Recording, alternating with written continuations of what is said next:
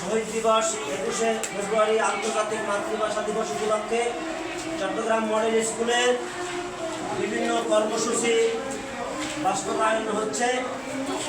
এই মুহূর্তে চলছে ছবি আঁকা প্রতিযোগিতা, অঙ্কনে শহীদ মিনার আঁকছে, জাতীয় স্মৃতিসৌধ আঁকছে এবং জাতীয় পতাকা, জাতীয় ফল, জাতীয় ফুল এ বিষয়ে বিভিন্ন শ্রেণীতে বিভিন্ন প্রকারের ছবি অঙ্কন প্রতিযোগিতা চলছে মডেল স্কুলে।